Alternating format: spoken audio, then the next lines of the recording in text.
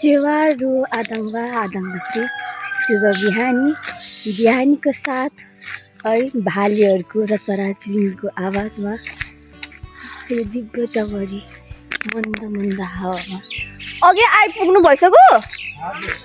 कति छिटो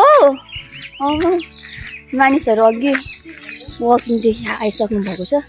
तर केही छैन, आफू ढिलो भए पनि छिटो भए पनि आफूले के गर्नुपर्ने हो त्यो चाहिँ थाहा हुनुपर्छ। मलाई चाहिँ के लाग्छ भने एउटा मान्छे भएपछि तपाईँको पद नाम तपाईँ के हुनुहुन्छ त्यो म्याटर गर्दैन क्या।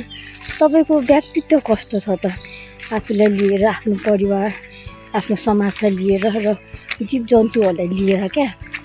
किनभने नाम पद उमेर भनेको त त्यो चेन्ज भइरहन्छ क्या। तर एउटा मान्छेको व्यक्तित्व कहिले चेन्ज हुँदैन क्या।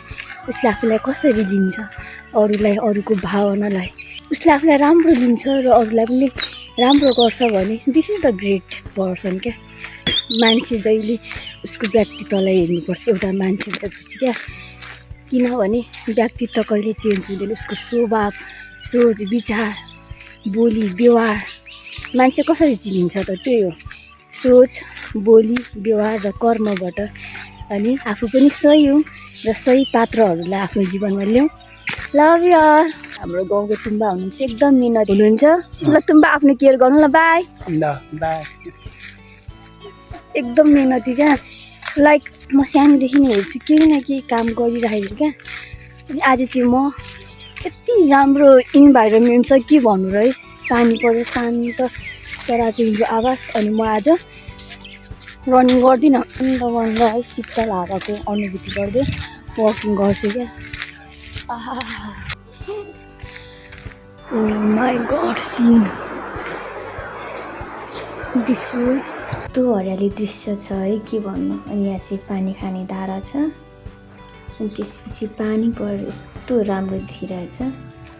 अनि यो चाहिँ पुल हो। यो दृश्य पनि कति राम्रो क्या। म त खुसी हुँदै कुद्दैछु क्या, यति खुसी छु म है। अनि यो चाहिँ एकदम हरियाली दृश्य छ, आँखालाई नै सुकुन दिइरहेको थियो क्या मलाई।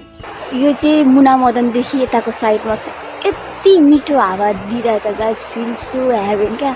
यो चाहिँ एक्स्ट्रा डोको लाग्यो। यहाँको फुल चाहिँ हजुरआमालाई लगिदिएँ, अनि गफ गरेँ, पानीहरू भरिदिएँ, अनि त्यसपछि म लागेँ। अहिले त मैले एउटा नयाँ पात्रलाई भेटेँ। तपाईँको शुभ नाम? मेरो नाम नैनी। यस्तो स्मार्ट, यस्तो गुड लुकिङ, यस्तो एक्टिभ मान्छे है।